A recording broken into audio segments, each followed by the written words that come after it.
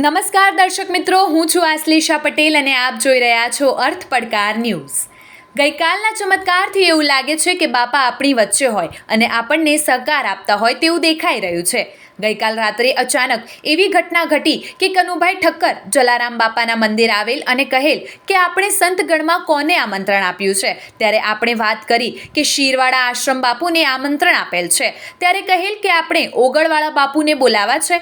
કહેલ ત્યારે અમોએ કહેલ આવતા હોય તો લાવીએ। અમારી સાથે પૃથ્વીરાજસિંહ બાપુ અને અમો જલારામ બાપા મંદિરના ટ્રસ્ટીઓ જ્યારે મળવા ગયા ત્યારે બાપુએ સરસ વાત કરી કે આજે સવારે અચરતલાલે મને હાકલ કરેલ કે તમારે કેમ્પમાં આવવાનું છે અને હું 11 વાગે વડાથી જલારામ બાપાના મંદિરની બાજુમાંથી નીકળ્યો ત્યારે મને એવું થયું કે અચરજભાઈ હયાત હોત તો મને આમંત્રણ મળી ગયું હોત। આવી મારા મગજમાં વિચારણા ચાલતી હતી અને આપ મને આમંત્રણ આપવા માટે આવ્યા છો। હું જરૂર આવીશ, હું જરૂર આવીશ। આવા શબ્દો જ્યારે સંભળાયા ત્યારે ખૂબ આનંદ થયો અને જાણે અચરત બાપા શરીરથી ભલે હયાત ન હોય પણ આત્માથી આપણી સાથે છે તેવી અનુભૂતિ થઈ। ખરેખર આજે આ વાત સાંભળીને બહુ આનંદ થયો।